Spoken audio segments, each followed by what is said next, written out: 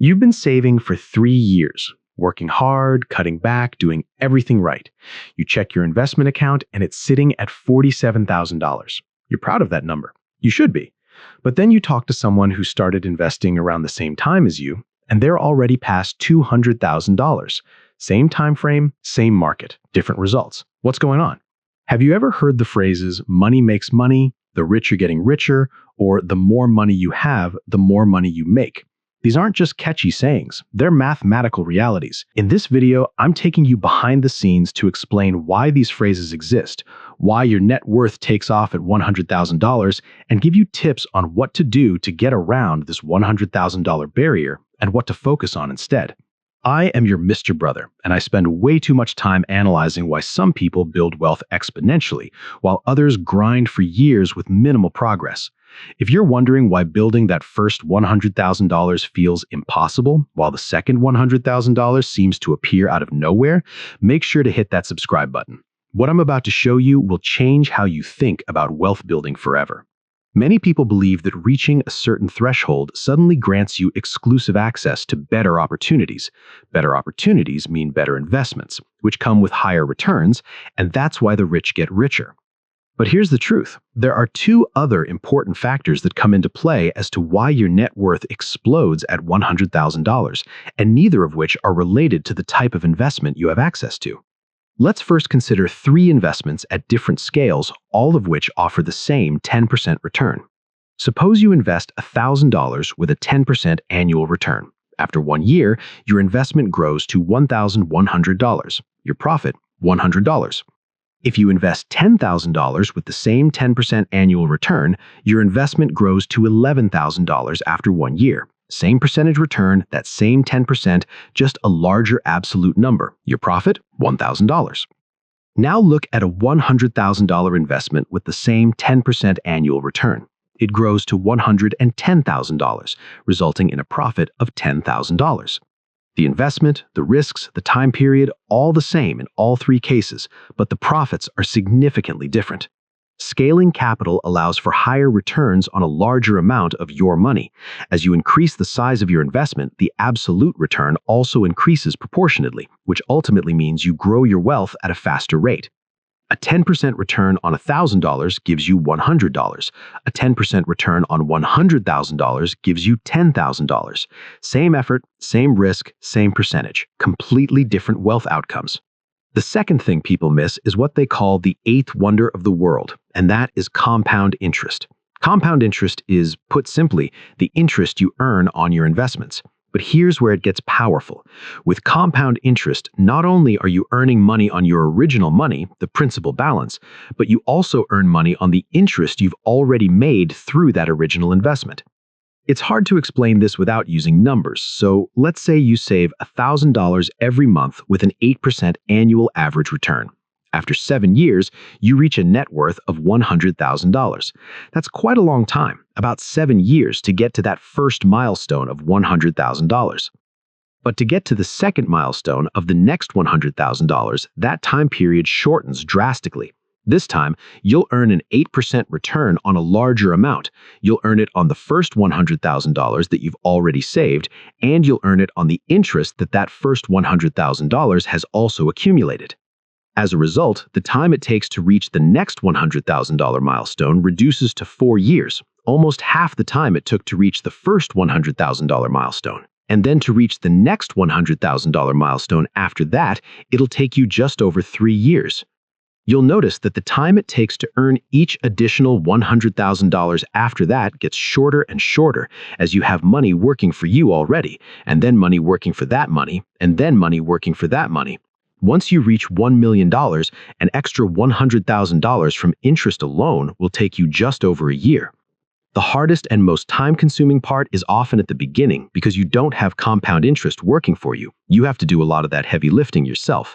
That's also why a lot of financial content for people at the start of the journey is based around optimizing every penny, cutting out those oat milk lattes, not buying XYZ. It's centered largely around deprivation because at this point, every small financial win may feel really hard and like it's not moving the needle much. But it's those small wins that when you put together get you to that first $100,000. Once you reach that milestone, every success then adds up pretty quickly. The further into the wealth building process you go, the easier it gets. So keeping these two factors in mind, capital scale and compounding, what are some of the things you can do to make sure you're not left behind if you don't have that $100,000 saved up? The first is to increase the amount of time that you invest for. Let's say you're on a salary of $60,000 and you're investing 20% of that. That means you're investing $12,000 a year. After 23 years at an 8% average return, you're going to have about $730,000.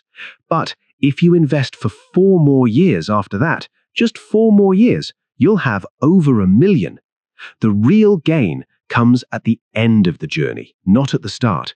Every single day that you're not investing, you're losing out on the opportunity for time and compounding. Time is the most important thing you have on your side. So even if you don't have $100,000 to start with what you have. With more time, your investments start to earn more interest, and then that interest and the principal compound.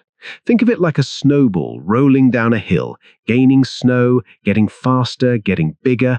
The further down it goes, it just gets bigger and faster to the point where it's just unstoppable and the gains are exponential.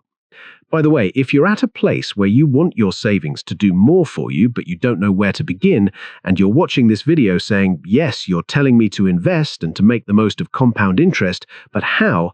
Then I'm hosting a completely free masterclass in the next month where I'll talk you through what to invest in, how to develop a strategy that works for you, and some of the key risks you need to avoid. It's completely free to join. If you want to check it out, I'll leave the link in the description below. The second thing you can focus on is increasing the amount that you can invest.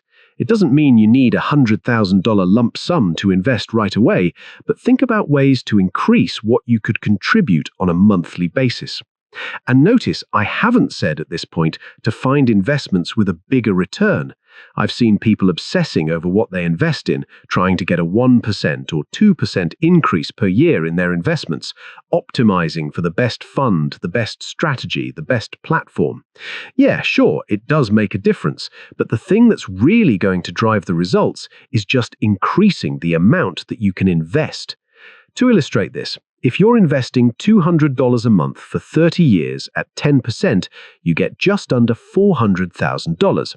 But if you get an extra 2% per year from your investments, you're left with just under $600,000, which, agreed, is a huge amount. But what if, instead of focusing on the stock market and trying to optimize for the best returns, which, let's be honest, is largely outside of your control, you focus on increasing the amount that you can earn day to day instead? Look at the stock market as just a way to multiply your wealth and a place to park the money that you generate in your day-to-day life, maybe through negotiating your salary, investing together with your partner, earning more money through a side business. Let's say instead of getting that extra 2% return in the stock market, you invest double what you invest every month instead. So instead of investing $200 a month, you invest $400 a month. Then you get to $800,000. Although there are many rules for building wealth, the path varies for everyone. My personal way to go about this is to focus on earning more through what you do in your day-to-day, really kill it in that area, whilst also investing a small amount on a monthly basis into the stock market so that you can learn the investing habits early and also let compound interest work for you. That way, when you do have a lot of money and you're ready to invest a lump sum or a large amount, you won't be starting from scratch and you would have already had that head start. So don't underplay the combination of what increasing the amount you can invest and the time that you could invest for has an impact on your overall net worth. The journey to $100,000 is brutal. It's slow. It feels like you're grinding with nothing to show for it. But once you hit that threshold, something magical happens. The math starts working in your favor instead of against you. Your first $100,000 might take 7 years. Your second $100,000 might take 4 years. Your third might take 3 years, and it keeps accelerating from there. The key is understanding that you're not behind, you're not doing it wrong, you're just in the hardest phase, the phase where you're building the foundation that compound interest needs to make its magic. Start with what you have, increase the amount you invest when you can, and most importantly, give time the chance to do its work, because time and compound interest don't care how much you start with, they just care that you started.